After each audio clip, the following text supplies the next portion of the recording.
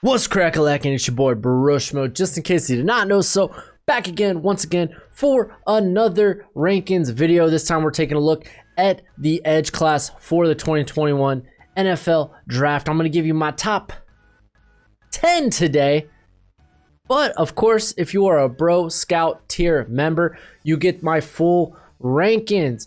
It's the best way to support the channel is becoming a member, and it gets you access to the Discord if you're a Bro Scout tier as well. And I might use your mock for a future video, so perks.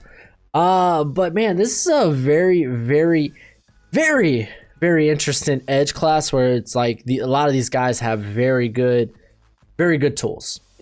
It's just the production's a bit here and there, and we'll go over it as we go. But go ahead, become a bro and subscribe. Leave that thumbs up if you enjoy the content. Go ahead and get involved in that nice intimate football discourse in the comment section below. I'll have a 7-round mock draft out for you next week. On top of that, I'll have my big board as well for the draft. But let's go ahead, let's get in, let's do the diggity gosh darn thing. We start with Kwity Paye. He is my number one. He's probably going to be a number one for a lot of people. The guy's just got a, I mean, at 6'4", 272, a lot of men at that size just don't move the way he does. Like, big build, great frame, and we saw big year-to-year improvement from him in terms of, like, this year he only played like 6 games, and we saw improvement in the technique, the rush moves, the hand counters. Everyone and their mom is going to be talking about his what, 6.5 second 3 cone. I mean, that's just nuts for a man of his size. But by no means does he have a full toolbox of pass rush moves just yet. I don't think he, as far as like, because you look at his size and it's like, oh, maybe this guy could be like a 3-4, and I don't think that's necessarily the case. I think this guy is like a base 4-3 edge defender. He doesn't nearly like wreak the same type of havoc on the interior, but I mean, you love the physical upside. I mean, it's immense, and the progress already we've seen from this year to last year. He feels like he has these superstar traits, you know, and you want to kind of bet on that. Next, not a lot of people are gonna have this guy this high. Azeez Ojulari out of Georgia. I'm just a big fan of him, man. He just bends the corner in a special way. He's got a very fast first step, very explosive. He has probably one of the craftiest pass rushers in his class. He has great pop with his hands, and he wins in a variety of different ways. Like, he just, for me, in terms of his just flexibility around the edge, he just has that it factor. You know, you look at him and you're like, gosh, this guy can be special. There are going to be everyone their mom at 240. They're going to question his size. They're going to question his ability to convert that speed to power, because he is light for the position. He only has that 1 year of production in 2020 to really kind of like look at. But keep in mind, redshirt sophomore, this guy has a lot of time to grow into that body. So I'm willing to bet on him. And like I said, man, this is just a guy I'm exceptionally high on. Then Gregory Rousseau out of Miami coming in next. The guy decided to opt out of 2020, which kind of sucks, because the biggest thing we wanted to see from him was just his development. Mainly, can he become someone that can bend the edge? Because a lot of his pressure came from the interior in 2019 in his redshirt freshman season. Now, he just struggled against tackles, but when they would pop him in to the interior, he would dominate. Like, they couldn't deal with his quickness at that size and his length. Not much power in his game. And like I said, he was extremely raw. He was a former safety, former wide receiver going into Miami. They redshirted him the year that they decided, okay, you're going to be our edge. And then he won with pure upside, 15.5 sacks in 2019. And everybody wanted to see that next step in development that big step forward. But since he opted out, we didn't really get to see that. So I checked out a few interviews from him recently, and it sounds like he's been trying to add a lot of pass rush moves in his arsenal, but also at the same time, it kind of like the way he sounded, it feels like he's trying to be more of an interior player. So we're just going to kind of have to wait and see how everything goes with the virtual combine. But first round grade, and I get a lot of people say he's got high bust potential, but I mean, again, the draft in its entirety is kind of a crapshoot, and you're just kind of like betting on these guys to hit their developmental peak, you know, hoping that all this upside, all these tools you see, that they can eventually achieve them. Someone's gonna bet on. Hopefully they hit the lotto. Jason Away out of Penn State here at 4, just explosiveness, man. Sick speed, 6 straight line speed. He could really make a beeline for the quarterback. He didn't rack up any sacks this year, but if you look at his pressures, man, he was getting to the quarterback. I mean, really, it was the rest of his defensive line that really reaped the benefits, reaped the rewards of his hard work. But he greatly improved as a run defender, which was really good. He was much better at coming off blocks. Still in like he's a work in progress, man. That's kind of the theme of this draft class. He doesn't have many pass rush moves to his arsenal. You would think laterally he'd be a much, like, given how fast he is, the type of athlete he is, he'd be better laterally moving, but just not the case. Just kind of feels like he's still putting it all together. I think he's much further along than his former teammate, Yatir Gross-Matos. So that's why I have the first round grade on him. And then Carlos Basham out of Wake Forest, man. Just extraordinary explosiveness for a cat at 281. Like, bull rush specialist. This guy has some real power, but he also has a little bit of that finesse, dude, because he has some sick inside moves. One of the prettiest swim moves for a guy at 281 that you'll ever see. He'll shed blocks with ease. You kind of saw that at the Senior Bowl, but at times you do notice that he does get a bit too cute with it. He tries to show off that finesse, and you would see it at the Senior Bowl where coaches would be like, yo, use your power to win. What the heck are you doing? Like, so again, I think with some good coaching, man, he's gonna be pretty phenomenal. I think he could probably use his hands better, but again, that goes into, with good coaching, I think he could be a great player.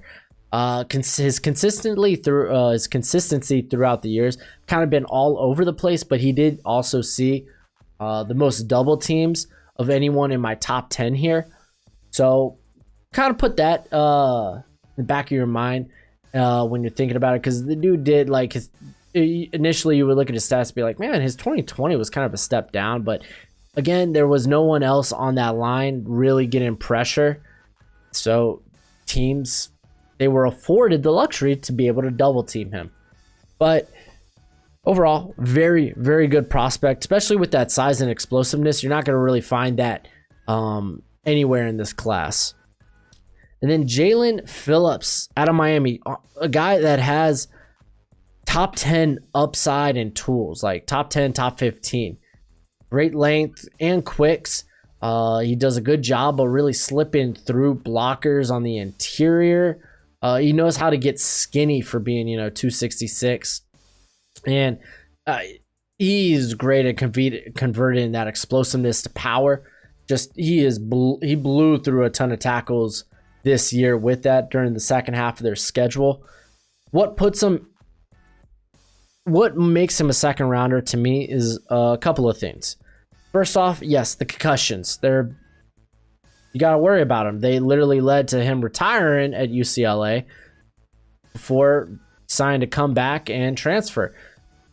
I mean, if you look deeper into that, UCLA, they kind of forced him to retire.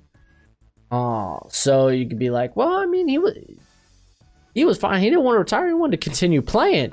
But at the same time, I mean, the team was so worried about his health. It was like, hey, you should stop playing football. Concussions haven't been a concern since return to football. I think that's important to note.